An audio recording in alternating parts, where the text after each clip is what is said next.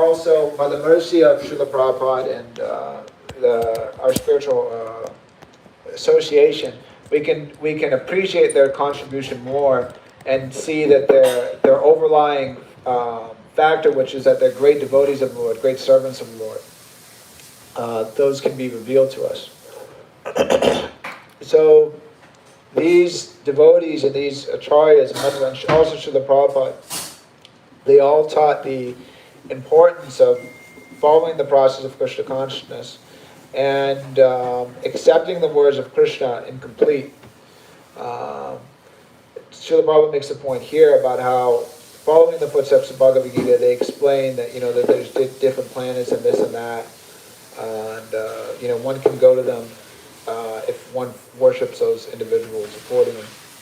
Also, too, the other side of that, which is just a scientific side, is that generally those who are scientists, like we're speaking in the beginning, that they only accept that which they can perceive of, whatever taste, touch, smell, hear, through the sensory perception. And then anything that they can't, accept through that, then they don't accept it on whatever that can't be actual knowledge, because knowledge is that which, taste, touch, in that sense. So that's one, anyways, we understand through Srila Prabhupada's teachings that's one platform of knowledge, but that's incomplete knowledge because there's so many things that we can't see. Srila Prabhupada, this whole basis of scientific understanding, he knocked that out very simply, actually, by giving the example of the sun. That you look in the sky and you see the sun, and it looks like some dime in the sky, the size. But we actually understand that it's much larger than that. So so this approach of just relying on the sensory perception, Srila Prabhupada knocked that out so much. And we can see by his preaching also that he would catch scientists in different loops and things that, they promise of the future, this and that, that they'll create life and one of the Big Bang and all these different things. Srila Prabhupada, he didn't let them go from that. He brought that up time and time again. It wasn't that Prabhupada brought it up once and then he said, he just left it, or, The next guy, he didn't bother mentioning it. But he brought those up time and time again to bring the point that this is the whole in it all. That they're lying, that they're cheating, and this is how they're cheating, and this is how they're lying, and they have nothing to say about that. They can't cover themselves up from that. And I wanted, this isn't here, but I wanted to mention one thing from the Bhagavad Gita. What Krishna says. You got it? You can bring up the 16th chapter, and then do you have the index on this? The index of the Gita? No, you could just bring up the translations. Yeah, I think you can do it. 16? Yeah, there you go.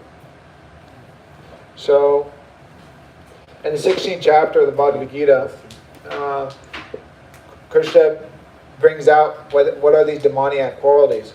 So we should understand, that we're following Srila Prabhupada and we're trying to understand his teachings and enter into the mood of the parampara. So these scientists, which are atheistic and they put forward all these nonsense propaganda theories, according to the Bhagavad Gita, they're considered demons. They're considered atheistic. So, anyways, you read from text 5 here. You can just go down. So, I'll just read a couple of things here.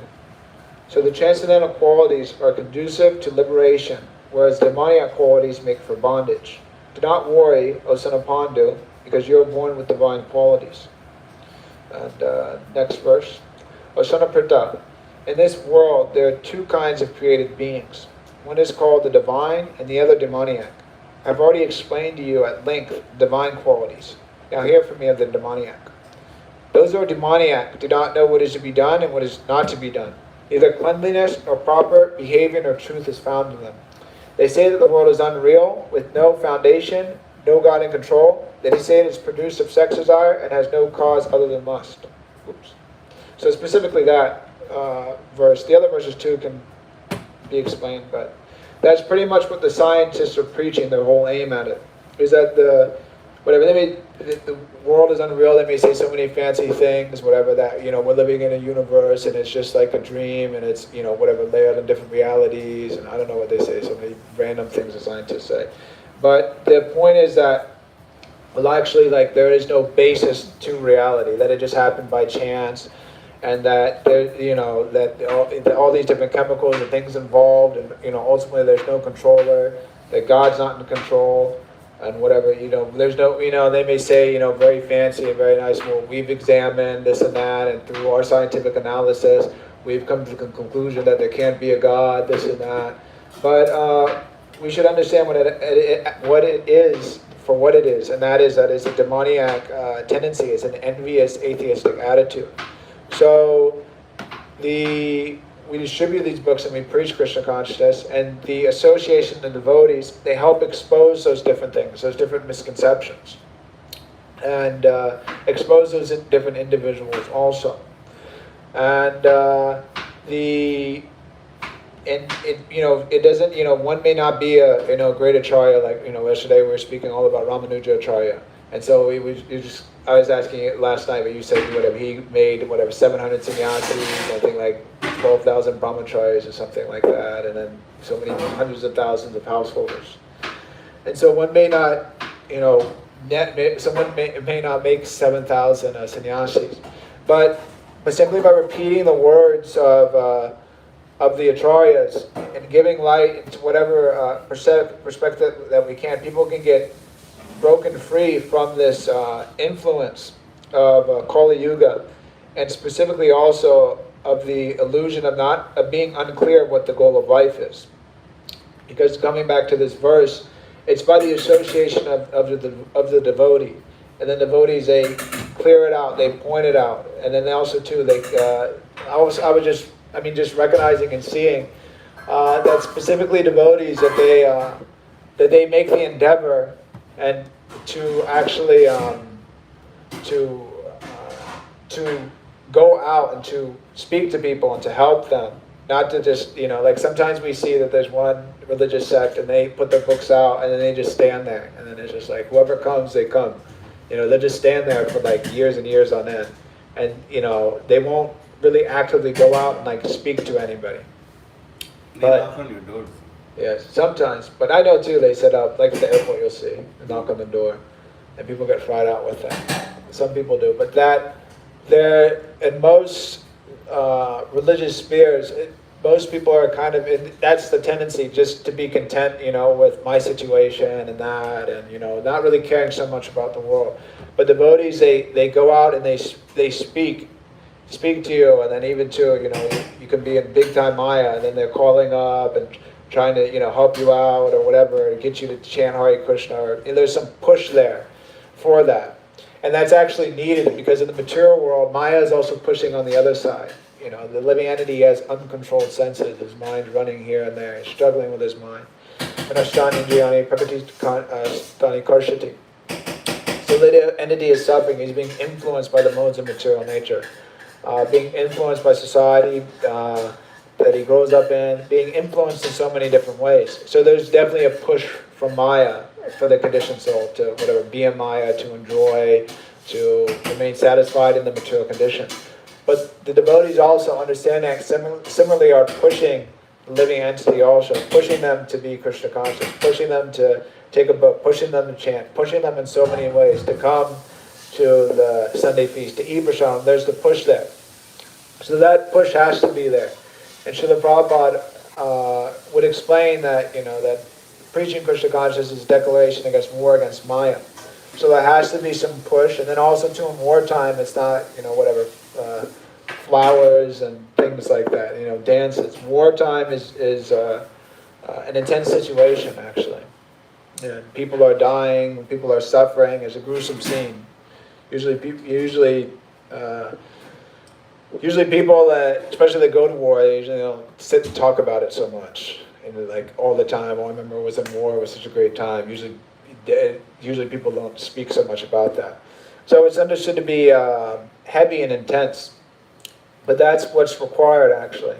Because to just sit and to, to be happy in Krishna consciousness and to, whatever, to not distribute books, to not preach, to not go out, to just be satisfied, whatever, in one's little bubble. That's actually not what the Acharyas came to give, and that wasn't the mood of our parampara. The establishment of varnashrams, it may seemingly seem that one is being content in a little bubble or whatever, but that is a different kind of preaching. And also, too, if you go and you live on a farm without electricity and all the different things, that's also not very easy to do. You're not living, it's not comfortable living necessarily. But that is also another type of preaching, because that is showing an alternative way to society which is not based on demoniac values, which is based on the eternal religious principles of Krishna and of the Vedic system, which is conducive for worshiping Krishna and makes life easier. So in this way, there's that preaching going on also, of pushing against Maya and fighting against Maya, but then also too of building a place where they can actually practice the process of Krishna consciousness and be situated accordingly to wherever they may be, mentally or in that way. So these different things, so this preaching and this pushing is going on.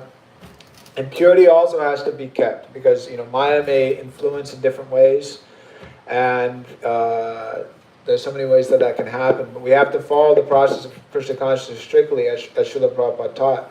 So we have to be strong, and we have to help others. And specifically in this verse, this is mentioned, Yad Bhagavata Sangataha. So by that association of the pure devotee, that living entity who's in conditional life, all these different things become revealed to that individual, so that he becomes more and more attracted to the process of Krishna consciousness, and then material desires, they go away, and like that. And then also too, and then just like how we were in material life and suffering in different ways, and the association devotees pulled us out of that. And it took some time, wasn't that, we talked to a devotee on the phone, and the next day, all of our bad habits were gone, and we were ready for initiation. But it took some time. So to bring people into the process of Krishna consciousness, it takes time. It isn't like an overnight business. It's not some quick, easy fix. So that patience is required, and Srila Prabhupada had that patience. He came and he experimented with different things, and he was tolerant with his disciples. So we had to be tolerant with people that were around, and also tolerant with ourselves as we go down this path of Krishna consciousness. So anyways, there's a couple of things. I don't know if there's any comments or corrections about anything particular. You got something, I think? Yeah, I was just thinking that I remember we in New York, there's this really bogus yoga instructor in a bogus temple. Yeah. And he was coming from a Jehovah's Witness background. So we were talking, Prabhuji, yeah, you should definitely go out on book distribution and all these things. And book distribution is like saying like Voldemort's name or something in that place. And when I told him that, Prabhuji, you have to go out on books, it'll be really good for you. He said, oh, I don't want to go. I've already been a Jehovah's Witness. I know what it means to distribute books. Yeah. So they think, the same stuff Prabhupada's talking about that. Those who are atheists, those who are not followers of basically Pashanda Buddhi, They may be devotees and initiated and all, but they're just Pashandis, they're atheists actually. When we tell them go out on books, they say, oh no, I've already been a Jehovah's Witness. Can you compare what the Jehovah's Witnesses are doing to what we're doing? Can you compare the literature to the Vedic literature? But it's so unimportant in their minds that they just can't even conceive of, I've had such a bad taste. They can't even conceive of the bliss that Lord Chaitanya actually came to give us. Yeah. For them, the main thing is to do yoga, and do all these crazy things. So I was just thinking about that. So stupid, these people are infected by that mentality. Yeah. And why? Because they don't take association of proper devotees. And when devotees are actually there and they come to give their association, they don't take the association seriously. Even when I remember once, a proper disciple was staying in that ashram where this person was staying. It's not called a brahmacharya ashram, it's called a bachelor's ashram. Anyway, that's another weird thing which Prabhupada did. But you know, and there this person is a guru. You know, he's like a GBC, is a part of the board and all these things. And because he's living with them, obviously one bathroom was reserved for him. So this person he comes and starts arguing with the guru's servant, like, how is it fair for him to have a bathroom? You know, and all these kinds of why? Because they don't understand the culture of Krishna. Yeah. They don't understand like what it means to have association of devotees. They don't understand anything, you know. And because they don't understand anything, they're so crazy, these people. And like they're like, you know, homosexual, and they're like promoted as like the big guy, and like, it's just so crazy. It's completely crazy.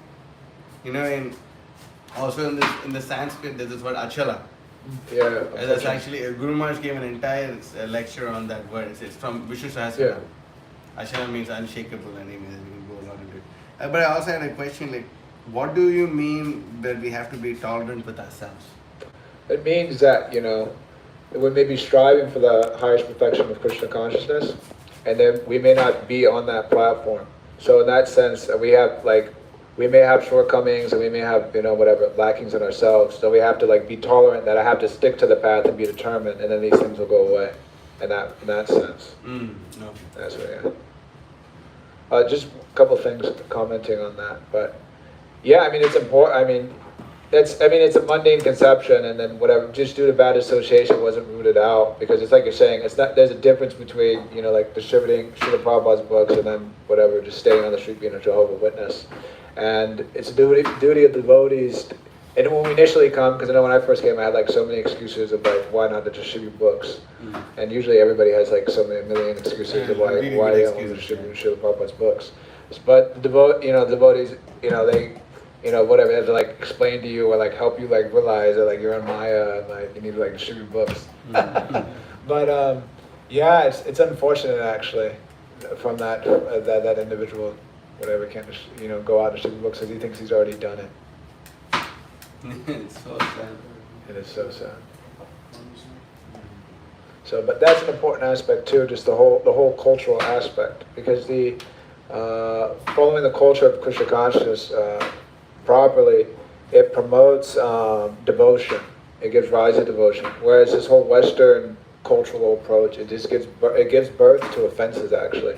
Because like he's saying, why does he get his own bathroom? You know, like who is he? This and that. There's no consideration that someone is senior, so they should be respected, or like you shouldn't argue with them, or like whatever it is. It's just like, you know, it's just an envious culture and envious mentality. And then you get infected by that, and then you can't, you know, it is difficult to make advancement to properly serve the guru or seniors, because you're thinking, well, what the heck, like, I deserve, you know, like my own bathroom also. So there's not that mood isn't there. Anyways, it's unfortunate. You know, and like, these people, they hate association devotees so much, but they're so into like karmi association, you know? Yeah. They're like, you know, if like the great yogi, whatever, so many great yogis are there, you know?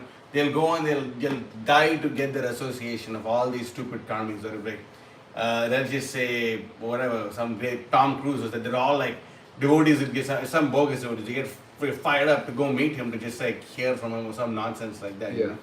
But the Bhagavatam 11.2.30 says, I'll just read the Sanskrit, Okay. I'll just read the English. O devotees, O you who are free from all sins, let me inquire from you about that which is supremely auspicious for all living entities. Association with a pure devotee for even half a moment in this material world is of the greatest treasure of human society. Greatest what? Treasure of human society? Yeah, association with the pure devotee for even a half a moment. Baba Mantra. Yeah, in this material world. You know, this one Bhagavatam. Yeah. You know, it's you know, that's the greatest treasure for human society. Half a moment. You know, it's like, where are our priorities, you know? Yeah. It's one of those things that it's just like, you can't really, it's like you won't, some people may be able to, but it's like, unless like you really take to the process of Krishna consciousness, you can't really understand it. I think Guru Maharaj was making the point one time about how, like, unless you actually come to Krishna consciousness, you'll never be able to fully appreciate Srila Prabhupada. Yeah. Because you'll see, like, he did all these things, it's like amazing, you know, whatever. But like, when you actually like take out to the process of Krishna consciousness, then you hear like his disciples and like them sharing their realizations and the contribution of Srila Prabhupada. Then you like recognize, like, wow, like, you know, like, Yeah. what Srila Prabhupada did was like amazing. And then and then like all those, it just like the glories become like realized and like more relishable. So, yeah. Yes. When you're talking about like different scientific theories, like you mentioned this whole like test tube thing. Yeah. I was kind of thinking like, where do you think in time like the whole scientific theory became atheistic? It's like science was present in like Vedic times, huh? Yeah. The whole like, because now science is just like totally atheistic. Yeah, I think like, I don't know the exact dates, but there was like different philosophers, and they kind of like broke away from like the thought of like the church, like, and then they started coming up with like, I'd have to look. I have like a kind of like a lot of these notes on it, but pretty much like the church was like like believing in God and like whatever, like heaven, kind of like that whole like thought, like the metaphysical thought. And then there was like groups of different philosophers that were like kind of like questioning that, like like questioning everything, and like okay, like breaking down reality. And they have like Descartes, like I think, like therefore I am. So like his whole like premise on existence is like it centers on me, so I think like I exist, and then I forget something like that. But then they started like pretty much coming to the point that like reality, and there's always kind of been like those different systems of thought. Even within the Vedic school, there's been like atheistic thought also. But then there's kind of like from there was like different thoughts of like that knowledge is like pretty much like knowledge is that which like whatever, it's like I can like taste, touch, like I can like measure that, I can see that, like that's reality. So that kind of like led the way from understanding to like the scientific like approach of like how we understand today. It took like that route, and then that became like more popular, I think, within like the recent span of history. So like all that experimentation and things like that. Not all science is atheistic, but like the majority of it is. So, but yeah. Yeah, I found it amazing. Like people, they were able to, even in Kali Yuga, like in sort of the earlier stages of Kali Yuga, people were just more advanced even materially, because even some scientists, there was a conception of God. Now you can see how in Europe or different places, how they would engage their intellect in God's service, like creating these like great cathedrals and these councils and stuff like that. And they got like God sort of gave them the gift of having the intelligence to create these structures. Now you just see like these simple skyscrapers that are just like basic. Yeah. So it's amazing. You get to see the same Kali Yuga, how things are degraded. Yeah. Be an interesting topic just in general, but like theism and like the scientific world be something interesting. Maybe presentation. I don't know. That might be something interesting for like the public or something like that. So, yes. So you were presenting. So Prabhupada touched this point, in the purport about the demigod worshippers being closer to, are they having one more facility of belief in Vedic scripture and Vedic knowledge, Yeah. versus the atheist scientific community, or the atheists who do not have faith in the Vedas. And this is a big subject matter, but in general, which is actually a subject matter for an entire class because we're in the West, is in general, even people who are believers of other religions are actually, from the Vedic standpoint, are atheists, because they do not believe in Vedas, they do not believe in the Vedic text. And so they may be worshippers of Jesus, they may be worshippers of they may read the Bible and things like that, but from the Vedic standpoint, because they are rejectors of the Vedas, they have not understood God. Or actually, it is impossible to understand God without the Vedas. And therefore, you do not. In fact, I was just listening to this lecture of Mukundatta Prabhu on Brahminical initiation. I will share that on Ashram Communication. Everybody should listen to that. It's just a 20-minute class. Yeah, I saw that. But it's really amazing. Where Mukundatta Prabhu makes the point that in the Vedic concept, the Vedas are actually more important than God himself. Because you cannot understand God without the Vedas. Referring to this as the quality of astikya. One who follows, one who is abiding by, one who is called an astikya, one who has faith. Nastikya is atheist. Astikya, one who has faith, he has faith in the Vedas. So that's the definition of a theist in the Vedic understanding. So I mean, because of that, this was a discussion that happened even on Sunday, and a point was brought up to me as to what, I mean, that you had mentioned that Prabhupada mentioned that there's a planet that worshippers of Jesus go to. I hadn't looked up that, I hadn't heard of that until that point of time. Yeah, I heard that Prabhupada said there's a planet where pious Muslims go to. I heard that in Harishari Prabhu's Transcendental Diary. I didn't know that. And they asked, whether it goes. So I speculated it's probably a heavenly planet because how? Because they don't get rid of material desires. And here's a letter of Srila Prabhupada where he says that regarding the end of devotees of Lord Jesus Christ, they can go to heaven. That's all. That is a planet in the material world. A devotee of Lord Jesus Christ, who is one who strictly follows the 10 commandments. Now, just like in the commandment, thou shalt not kill, this is a moral instruction for the sinful man. Similarly, Lord Buddha also emphasized ahimsa paramo dharma. The highest religion is non-violence. So these instructions are for the sinful man. When one is pious, instead of being sinful, he is promoted to the higher planetary systems like Janaloka, Tapaloka, Maharloka, and they are above the planet Swargaloka. So persons who become cleansed of sinful life become eligible for spiritual life. From the instructions of Lord Jesus Christ, we find that the stress is given to make men free from sinful life, such as thou shalt not kill, thou shalt not covet, like that. Therefore, the conclusion is that the devotees of Lord Jesus Christ are promoted to the heavenly planets which are within this material world. And there's a lot more can be said, but that should all that's a direct quote and a direct understanding of where they go.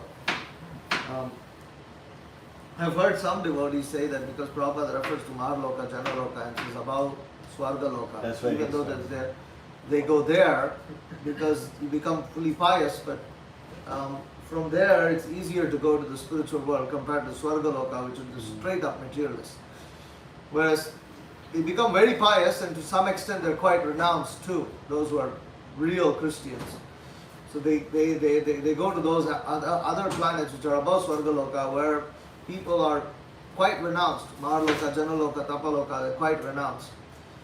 And there they get the association of people like Narada Muni and others, and then Brahma. it's a Brahma, And probably Jesus himself. And more like yogis and things like that, where they start to understand who God is. First of all, they get faith in Vedas. That's the first thing. Even those people have to have faith in Vedas. Brahma himself has to abide by the Vedas. It was taught to Brahma. Without the Vedas, Brahma knew nothing. It was just darkness, complete. Nothing. Creation wouldn't happen. Nothing would happen. So the Vedas are. Mukundatta Prabhu was quoting that Shastra Yonitva from Vedanta Sutra. Shastra tells. Shastra Yonitva. You follow the Shastra. Shastra has to be followed. Shastra has to be abided by. Without Shastra, nothing. No, there's no Krishna. There is no theism, what to speak of Krishna consciousness. It doesn't exist. Our devotees even fail to understand these things. But it's a whole subject matter, the whole class in itself, on just that one paragraph of Srila Prabhupada. Swami can mention it. I like that. You can have realization of Brahman without the Vedas? Like if that's the thing? Like realization of Brahman without the Vedas? Because What is Brahman realization? Tell me. Well, Srila Prabhupada did say. Okay. what is realization of the spiritual? Is It's everything spirit? not Brahman realization. Oh my God. This is Brahman like- realization has nothing to do with spirit. So I mean, everything is spirit, right? That's the it's not Brahman realization. realization. Everything is not spirit. What kind of realization is that? This is spirit? I mean, like oneness. What? It's not spirit. If I first understand what is Brahman realization, then see. You had something to say? No. Alright. Yes. I wasn't, I don't know, maybe, I don't know what made me think of this, but I'm not completely sure, I know how Kali Yuga affects, the earthly realm, Yeah. but does it affect the heavenly and lower planets, like shorter lifespans? My understanding, it doesn't. It's kind of like a common question, and I've never seen like any reference that it does. It doesn't. It doesn't. There's references. That it doesn't. It does not, yeah. Yeah. It only affects Bharatavarsha. It doesn't even affect the other residents of Jambudvip. Yeah. Even though they're actually human beings, Yeah. it does not affect them. Yeah. It only affects the residents of Bharatavarsha. Prabhu, but I had a question in this regards to this, not having any realization without, the Vedic path. When Prabhupada was in Australia, they actually took him to St. Francis Cathedral or something like this. He said St. Francis Assisi is a spiritual person. No, he said, Pure devotee. no.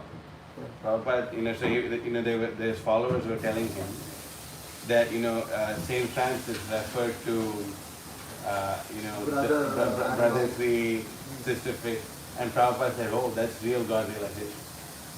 So, although he wasn't a follower of the Vedas or whatever, how is it that Prabhupada said that he had God realization? There are statements where Prabhupada says where you can worship, you can attain God like this, but then in this letter he's making it very clear, and this is kind of in line with, I would think that, even the Bhagavatam speaks of different stages of God realization.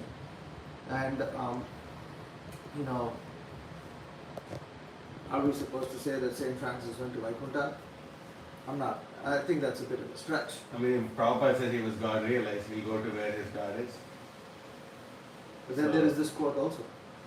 So So it needs to be harmonized rather than taking to one side. No, I'm not saying it's taking to one side. My harmonization is that God realization happens in different stages, and that even the residents of Mahaloka, Janaloka, Tapaloka are actually God realized to some extent. It is true. They are more. Actually, those higher planets are specifically meant for God realization, versus the Swargaloka, which is just meant for sense enjoyment, highest sense enjoyment. The residents of Swargaloka are not interested in escaping the material world. But the residents of Janaloka, Tapaloka, Satyaloka, they have a little more inclination in that regard. Although more like the Ashtanga yogis, they get caught by it. But the fact is there is a bit of renunciation of material desires that goes hand in hand with some level of God realization. So if we were to say that that's where, because that's yogi, right? All of those are the yogi planets. Mahaloka, Janaloka, Tapaloka, Satyaloka. It's all yogi planets. Yogi means what? Some level of transcendentalism is there. I mean, it's not necessarily transcendental, they just able to get in touch with subtler levels of matter. Doesn't necessarily mean that it's transcendental. Some of them meditate on Paramatma. Some of them, but not all of them. Yeah. So the point is, Some of them. no, but the point is that planet is meant specifically for these kind of, those people go there. Whereas they don't go to Swargaloka, because there is no concept. Swargaloka, nobody thinks of moksha. But over there's a little more of that sense that, and even if these yogis, what generally happens with these yogis, it's not that they are trying to, these yogis in the upper heavenly planets, they could easily control the demigods, but they don't.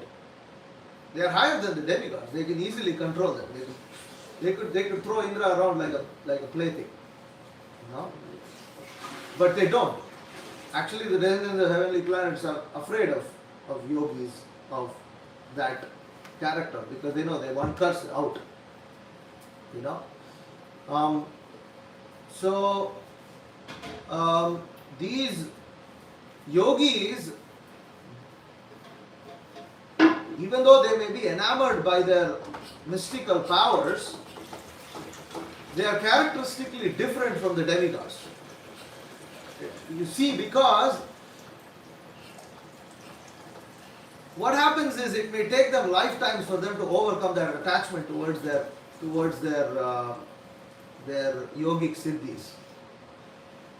But at the same time, they are not grossly trying to enjoy the material world like the demigods. Or if they do, they don't stay there anymore. They come down. You know, it's like those people up there are significantly more renounced. I'm not, you know, you don't hear so many of, like, I haven't heard of one description except of Brahmaloka of cities that exist in Maharloka, Janaloka, Tapaloka. It seems more like, you know, you'd hear descriptions of forests. Cities. City. That's like Cities. city. No, cities. You've read Brihad Bhagavatam? Yeah. There's descriptions of cities in these places. Doesn't seem like it. I mean, they're all kind of. It seems like it's like all the yogis hanging out. One planet, they're just like meditating together. And There's forests. There's descriptions of forests. I don't. It wasn't like the geographical situation. It wasn't clear when I was reading it. It just seemed like they were all just like together.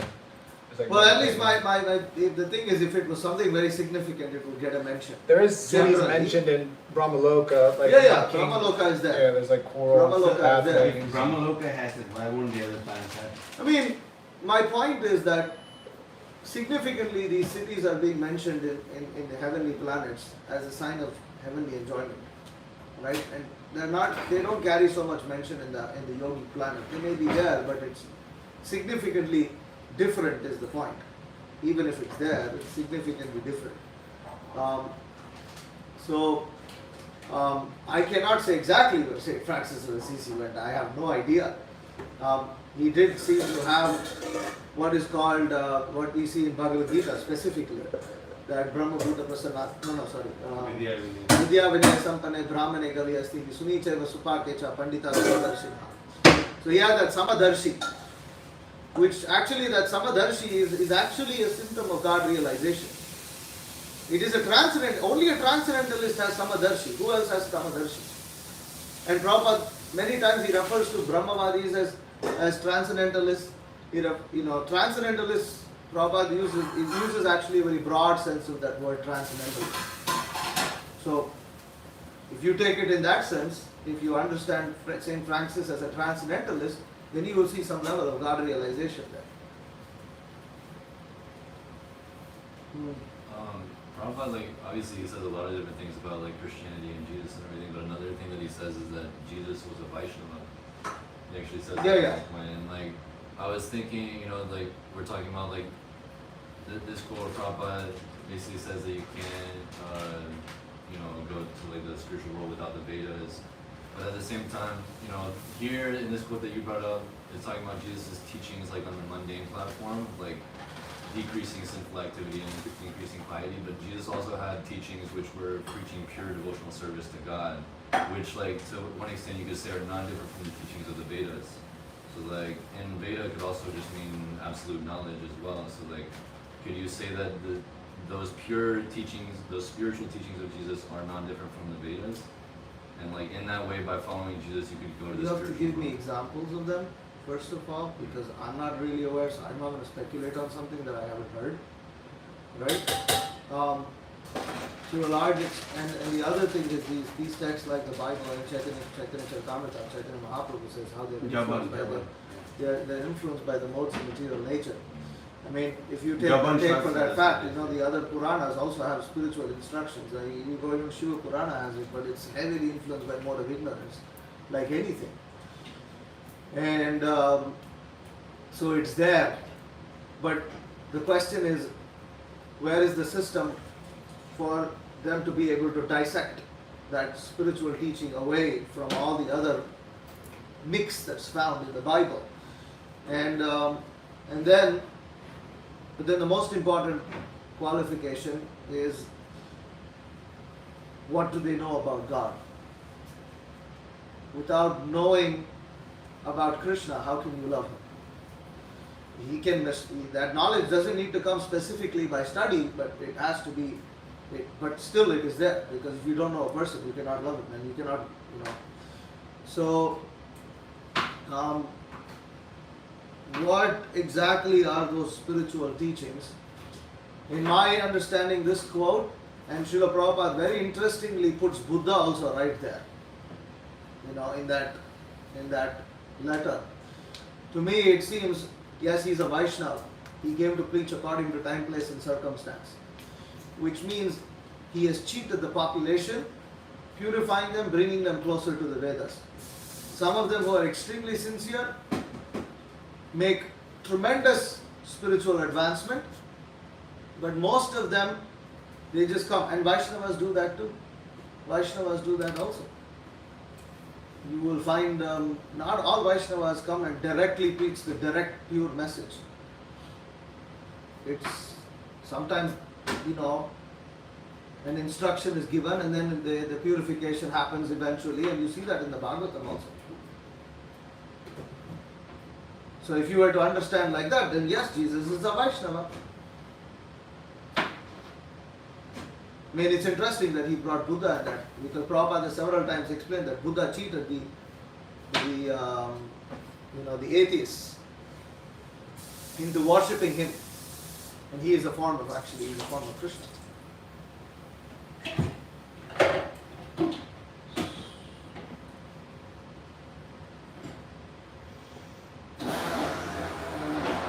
This subject matter of the whole class actually. You're very good. I've not heard much being said about it. Because in general, Srila Prabhupada, he did not like to state this much. Even though he did state it. That's the point, he stated it. But he doesn't like to state it much, because in general, you want to encourage them, because otherwise, at least they don't directly commit offenses to the Vedas. And they become antithetical, they may become offensive, and then that's it. Unfortunately, a few of them do become like that.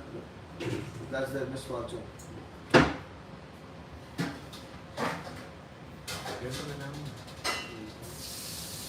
So,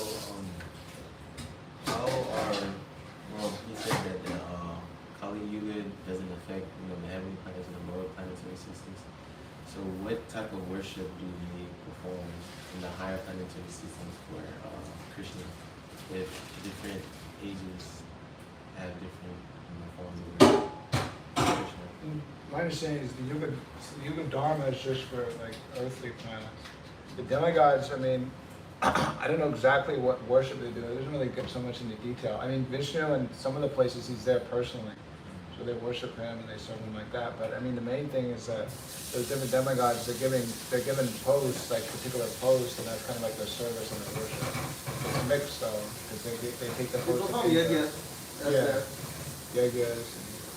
Yagyas are performed. Yeah. So. Because Varnashram exists there also. Yeah. So pujas and like that. But there's not like any specific like Yuga Dharma like how it is on this planet. And you have some other part? Was it a part of your question? So the 4 ages, isn't there like one day in Lord Brahma, right? How many ages is that?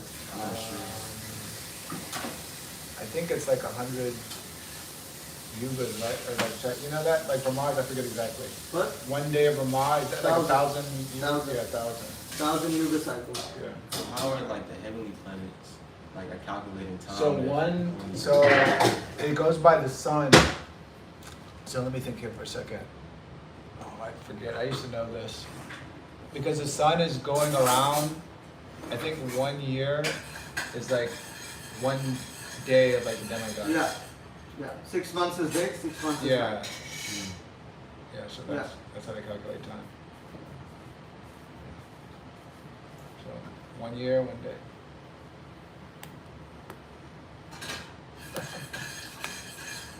You got something? Okay. Alright. Srimad Bhagavatam ki. Jai. Prabhupada ki. Jai. Hare Krishna. Jai.